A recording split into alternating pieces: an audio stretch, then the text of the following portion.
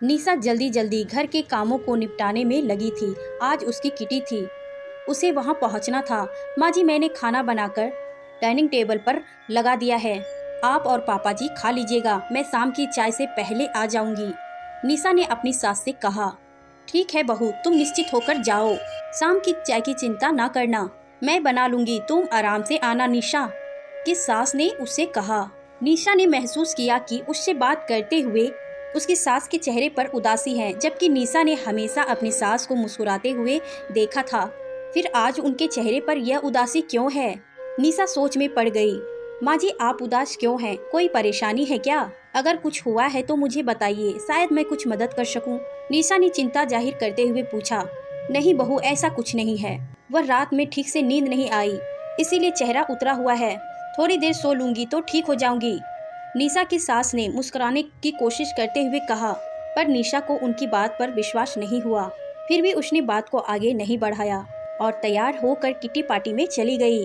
Kitty party में सभी सहेलियां अपने पति के प्रेम और विश्वास पर बात करती रही। निशा ने कहा, जब हम किसी से प्रेम करते हैं तो उस पर विश्वास हो ही जाता है, क्योंकि प्रेम और विश्वास एक दूसरे के पूरक हैं। मैं तेरी इस बात से पूरी तरह सहमत नहीं हूँ। कभी प्रेम में अति विश्वासघात सिद्ध हो सकता है। जब हम प्रेम में अंधविश्वास करने लगते हैं तो हमारे विश्वास को टूटने में देर नहीं लगती, उसकी सहेली मोना ने कहा। वहाँ बैठी सभी औरतें मोना की बात की समर्थन करने लगी।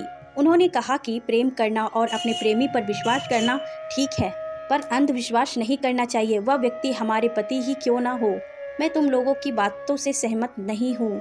मैं अपने पति से प्रेम भी करती हूँ और विश्वास भी, क्योंकि मुझे पता है वह भी मुझे प्यार करते हैं, और इस जन्म में तो क्या, वो हर जन्म में मुझसे ही प्यार करेंगे। मेरी मांग का सिंदूर और श्रृंगार इसका प्रतीक है। मैं दूसरी औरतों की तरह नहीं हूँ जिसके पति उनके साथ विश्वासघात करते हैं और वह तब भी उनके नाम का श्रृंगार करते हैं, चेहरे पर झूठी मुस्कान लिए फिरती हैं। मैं ऐसा दिखावा कभी नहीं कर सकती। मैं जानती हूँ कि मेरा यह विश्वास कभी नहीं टूटेगा।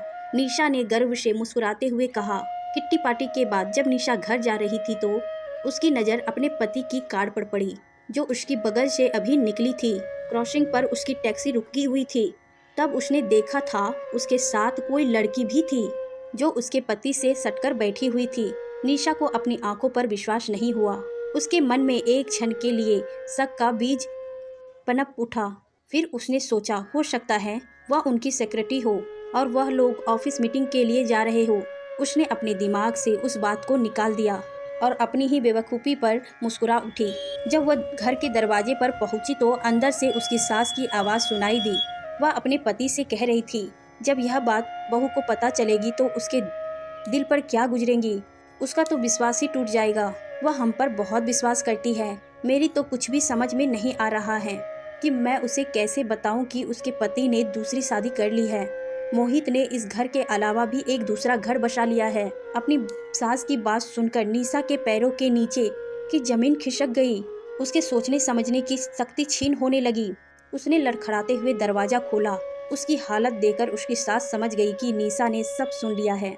बहू, हम तुम्हें बताना ही चाहते थे, पर हिम्मत नहीं जुटा पाए। मुझे माफ़ कर दो, मुझे अपने बेटे से ऐसी उम्मीद नहीं थी। निशा की सास ने दुखी होकर कहा। माँ जी, यह बात आपको पता था, फिर भी आपने मुझे नहीं बताया, धोखे में रखा, आपने ऐसा क्यों किया? निशा ने रोते हुए पूछा। बहू, मुझे कल ही पता चला है, तब से मैं यही सोच रही थी कि मैं तुम्हें कैसे बताऊं। निशा की सास ने कहा। माँ जी, इसमें सोचने जैसी क्या बात थी, आपको मुझे बता देना चाहिए था। आपने मेरा विश्वास तोड़ा है, जबकि आप मुझसे कहती थी कि आप मुझे अपनी बेटी मानती हैं। पर ऐसा नहीं है, मैं सिर्फ बहू हूँ, बेटी नहीं। आपको सब पहले से ही पता था कि आपके बेटे ने दूसरी शादी कर ली है। निशा ने व्यंग से मुस्कुराते हुए कहा। बहू, तुम मुझे दोषी करार नहीं दे सकती। मैंने तुम्हें बहुत पहले सचेत किया था कि मोहित अब हर हफ्ते ऑफिस के काम के सिलसिले में बाहर क्यों जाता है, कहीं किसी लड़की का तो चक्कर नहीं है। पर तुमने मुझसे बहुत गर्व और विश्वास से कहा था कि माँ जी, वह मेरे सिवा किसी भी लड़की की ओर आंख उठाकर भी नहीं देखेंगे। उस समय मैंने तुम्हें समझाने की कोशिश की थी कि किसी पर अति विश्वास नहीं करना चाहिए, पर तुमने मेरी बात को हंसी में उड़ा दिया था। अपने पति पर विश्वास करना ठीक है, पर उसकी गतिविधियों पर नजर भी रखना चाहिए। अपने सास सिंगार से उसे रिझाना चाहिए। तुमने ऐसा करना छोड़ दिया। तुम यह समझती रही कि शादी के 15 साल बाद भी अब इसकी क्या ज़रूरत है? पर शायद तुम यह भूल गई कि पति को हमेशा खुश करने के लिए समय समय पर अपने प्रेम को जताना पड़ता है, जबकि तुमने ऐसा नहीं किया, इसीलिए तुम्हारा पति किसी और के रूप पर मोहित हो गया। निशा की सास ने गंभीरता से कहा। निशा ने कोई जवाब नहीं दिया। उसे कुछ समझ नहीं आ रहा था कि वो क्या जवाब दे। वो अपनी सास की बात सुनकर मन ही मन सोचने लगी, क्या पति पत्नी का रिश्ता सिर्फ शारीरिक आकर्षण में बंधा होता है? पत्नी की सुंदरता जब तक बरकरार है तभी तक वो पति के दिल की मलिका है। जहाँ उसका सौंदर्य ढलने लगा तो पति का प्यार भी खत्म हो गया। लेकिन सुंदरता सिर्फ पत्नी की ही नहीं ढलती, पति भी तो उम्र के साथ पहले जैसे जवान नहीं रहते। लेकिन पत्नी को तो पति में कोई कमी नहीं दिखाई देती। वो तो पहले से ज्यादा पति को प्यार करने लगती है। वो पति पर अपना सर्वस्व निछावर कर देना को तत्पर रहती है। अगर पति पत्नी का रिश्ता सिर्फ शारीरिक आकर्षण पर टिका है तो पति के नाम पर किया गया दिखावे का श्रृंगार किस काम का? जब पति ने उसके हिस्से का सिंदूर उसकी मांग से निचोड़ कर किसी और की मांग में सजा दिया तो फिर उस अपमानित सिंदूर को मांग में सजाने का मतलब है? ये तो एक पति की मर्यादा और उसके प्यार का अपमान है। जब पति ने पत्नी के स्वाभिमान और आत्मविश्वास को अपनी वासना की आग में जला डाला तो फिर ऐसे झूठे रिश्तों में बंधे रहने का कोई मतलब नहीं है। निशा ये सोच ही रही थी कि उसका फोन बज उठा। फोन उसका किटी पार्टी की सहेली का था। निशा ने लंबी सांस लेकर फोन ऑन किया। उधर से आवाज आई, निशा मुझे तुम्हें कुछ बताना है, लेकिन पहले तुम अपने दिल को मजबूत कर लो। निशा की सहेली ने गंभीर लहजे में कहा। क्या बात है रामा, तुम ऐसा क्यों कह रही हो? निशा ने गंभीर लफ्जों में पूछा। वो रामा की बात का मतलब समझ गई थी, लेकिन उसने अनजान बनते हुए पूछा, निशा मैंने तुम्हारे पति को किसी और औरत के साथ देखा है। वो औरत बहुत ही सुंदर और जवान है। शायद तुम्हारे पति ने उससे शादी कर ली है। तुम्हें तो अपने पति के प्यार पर बहुत ही भरोसा था, पर तुम्हारे पति ने तुम्हारा भरोसा तोड़ दिया है। ये बात झूठ नहीं है, बिल्कुल सही है। जिस लड़की से तुम्हारे पति ने शादी की है वो मेरी दूर की रिश्तेदार हैं। उस लड़की के चंगुल से तुम्हारे पति का छूटना मुश्किल ही नहीं नामुमकिन है, क्योंकि वो लड़की बहुत ही लालची और घमंडी है।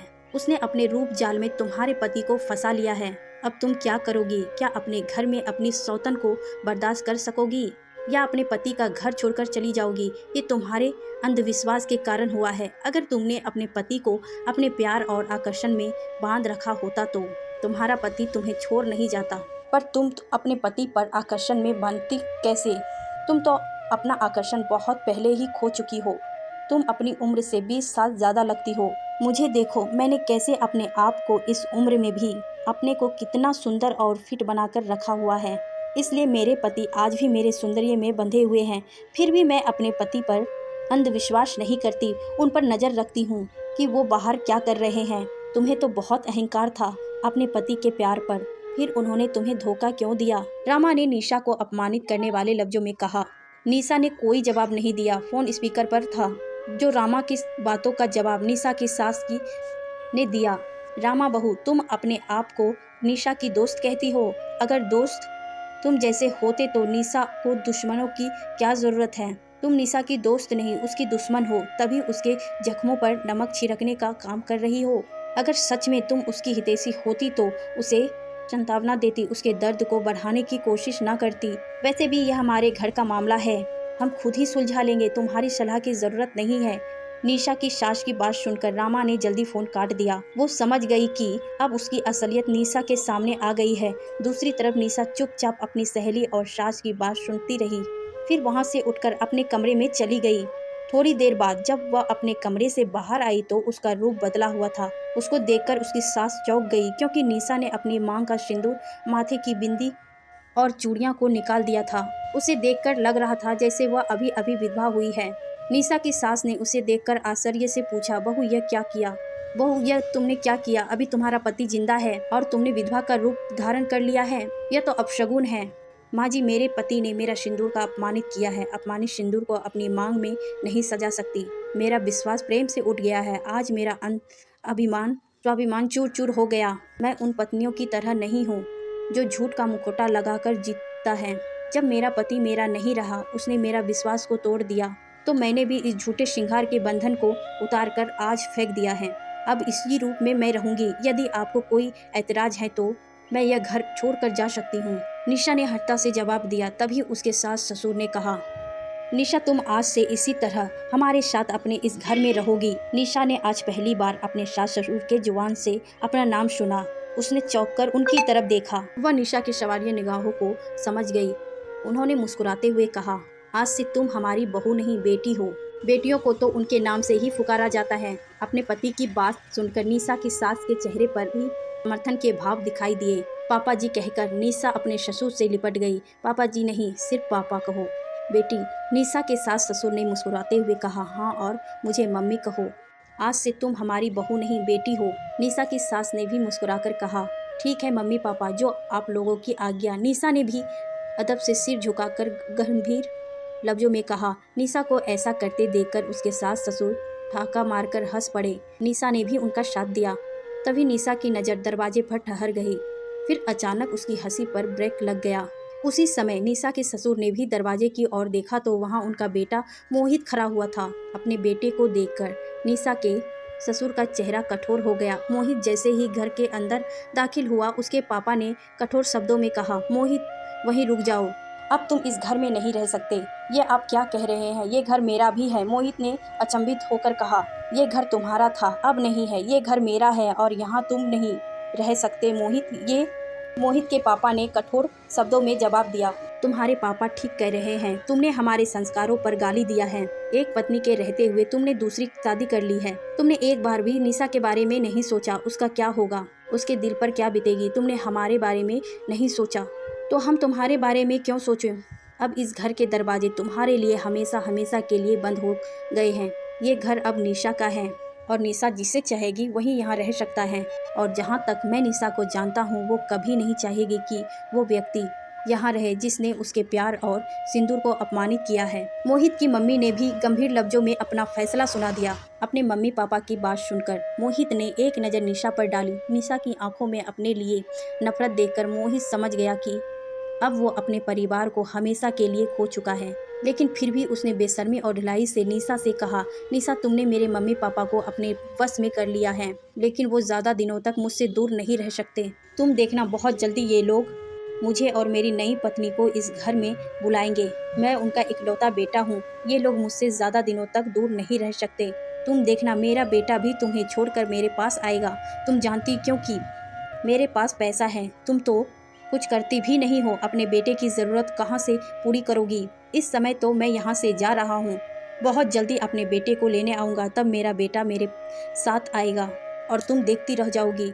निशा ने अपने पति की बातों का कोई जवाब नहीं दिया। निशा को चुप देखकर मोहित के चेहरे पर एक कवड़ी मुस्कान फैल गई, जैसे वो कह रहा हो, तुम कुछ नहीं कर पाओगी। मोहित ने एक व्यंग्यात्मक नज़र निशा पर डाली और वहाँ से जाने लगा। तभी निशा की गंभीर आवाज़ सुनकर वो रुक गया। निशा उससे कह रही थी, मिस्टर मोहित शुक्ला, मेरी भी बात सुनते जाओ।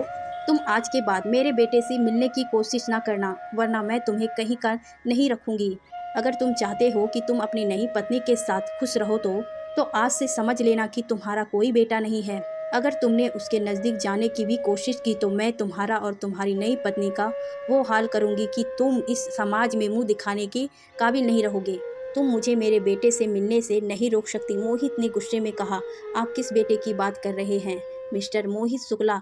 तभी वहाँ से एक गंभीर आवाज़ सुनाई दी।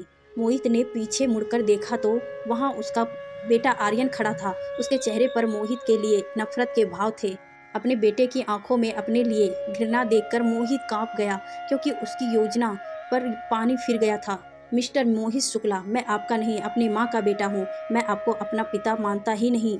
इसलिए आज के बाद आप मुझसे मिलने की कोशिश ना कीजिएगा। जो व्यक्ति वासना का पुजारी होता है, वो ना तो किसी का बेटा होता है, ना ही पति और ना ही पिता।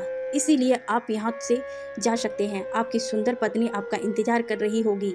आर्यन ने नफरत से मोहित को देखते हुए कहा। मोहित अपने बेटे की इतनी कड़वी बातें सुनकर शर्म से पानी पानी हो गया।